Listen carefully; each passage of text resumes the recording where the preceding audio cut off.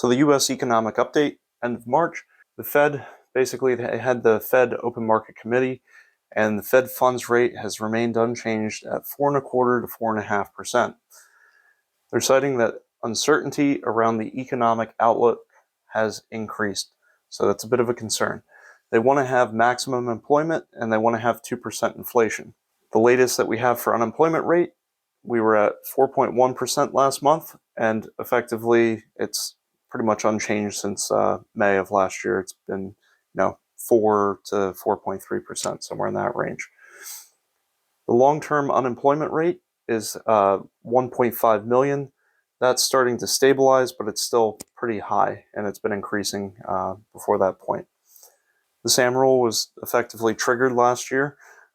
Basically, we went from 3.4% to 4.3% at one point. Once you go about 0.5% over a 12-month period, that gets triggered.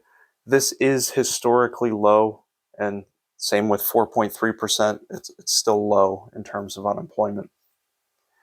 The inflation, the CPI, all of this data is always about a month behind because it takes time to collect.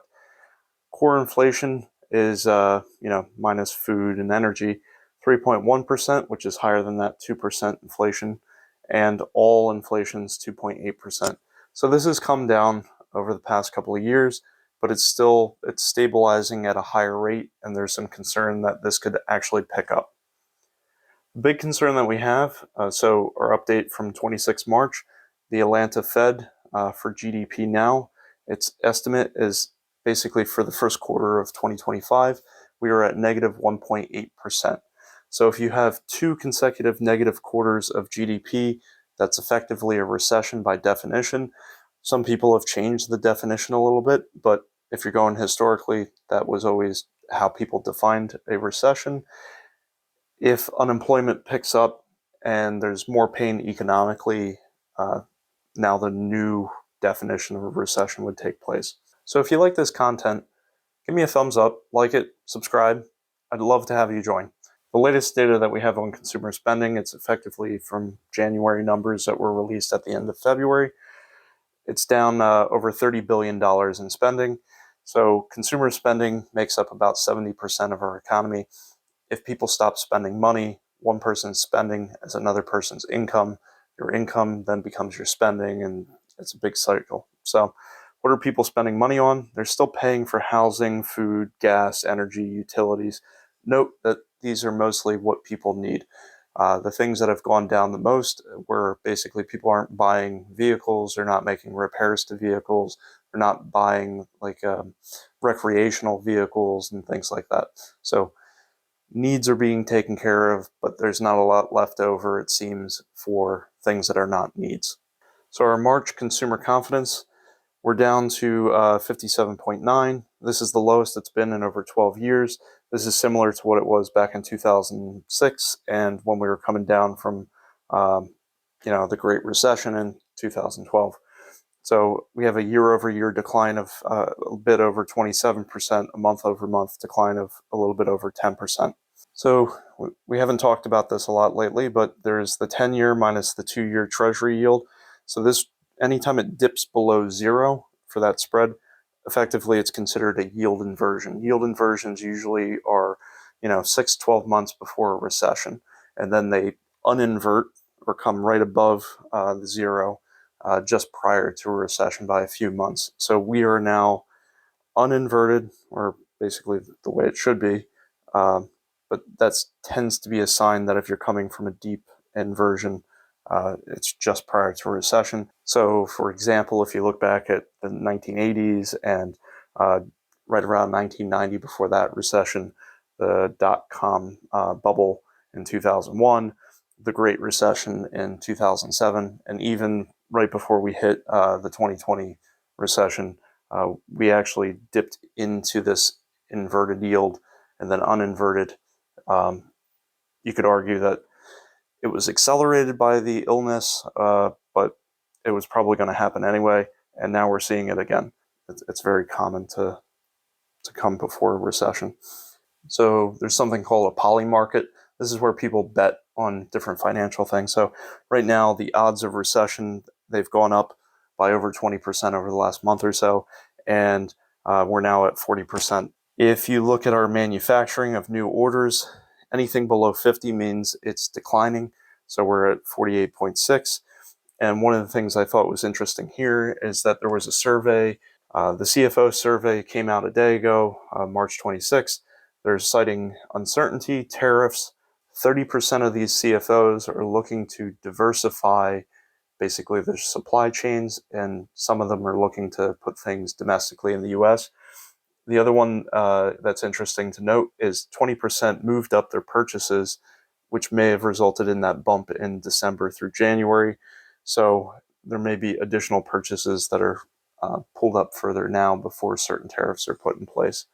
So that may explain why our manufacturing new orders kind of had a bump in December and January, and now we're starting to decline. There was a survey from Deutsche Bank. They had 400 respondents.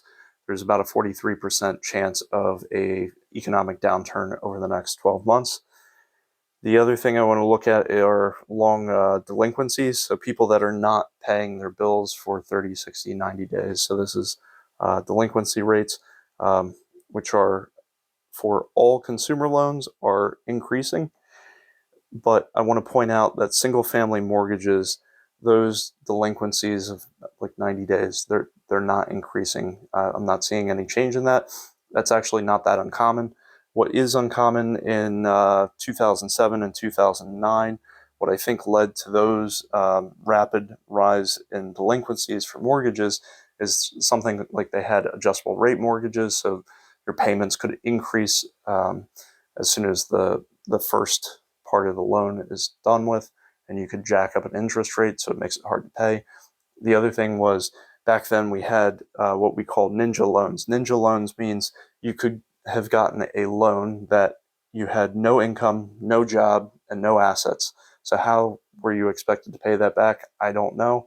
You also just stated how much money you make. They didn't actually have to prove how much money you made. So there was a lot of issues back then, which led to basically the financial crisis and housing prices to collapse. That's typically not what happens in most recessions, just so that you're aware. Let's say people are not spending as much money on items for fun, things like that. They just are buying what they need. Let's say people are getting worried, they're not as confident, so they're going to try to save and not spend as much money. And let's say you're not manufacturing as many new orders. What's something that would happen in that instance? Well, let's look at FedEx, UPS, and DHL, basically the people that are going to be shipping the products. FedEx has just released information saying that their revenue is expected to be flat or slightly down. UPS just released their revenue and they revised it down further. So in 2024, they made $91.1 billion.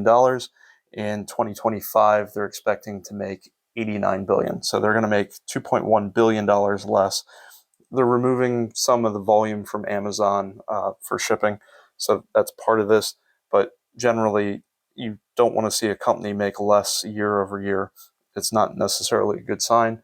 They're trying to frame it in a way that they're setting themselves up for long-term growth and some other things like that. But you don't want to see drops in revenue. DHL, basically, they just announced that they're laying off 8,000 people. In 2025, they're saying it's going to be volatile, and they are fit for growth, which corresponds to layoffs, and they're cost-cutting wherever they can possible because they're saying they can't control the economy, but what they can do is basically cut costs wherever they can, and that's what is within their realm of control. They also said they want to grow the business, but it sounds like it's wishful thinking, not necessarily like they're actually going to do it. So they're looking to cut costs wherever possible, and that's similar for UPS and DHL. So what do you do with this information? First and foremost, don't panic. Becoming emotional while investing is not ever really a good idea. It leads to really bad decisions most of the time. For me, I use dollar cost averaging. What is that? Well, basically every time I get paid, I invest a portion of my income into the stock market. And whether the stocks are going up or going down. It's kind of like when I go to the grocery store and I see, hey, there's toilet paper. It's something that doesn't really go bad.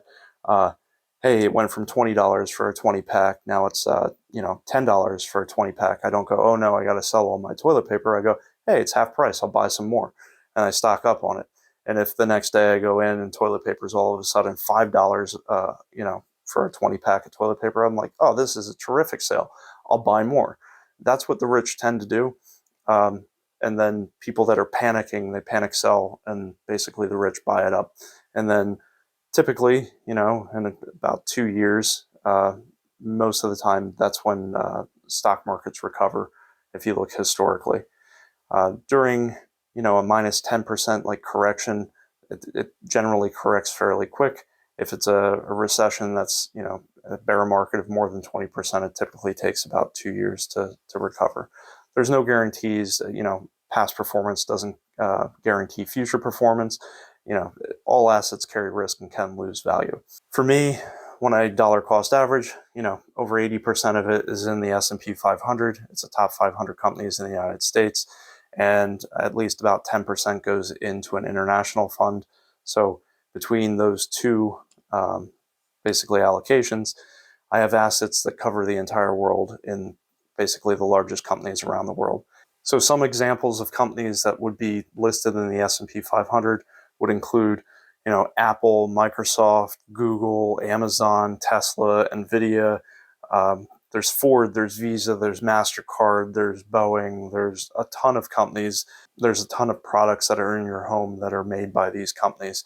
So there's Procter & Gamble, so talking about toilet paper and paper towels and that sort of stuff. So it's diverse across multiple sectors of the economy. If you're interested in learning more about how to make more money, how to save money, and how to invest, please subscribe. Also, if you look on the channel, I have a free Discord channel that I talk to people every once in a while. Usually it's after 8 p.m. because that's when, I have time to do that. Well, thank you for watching. Please subscribe. Have a great day.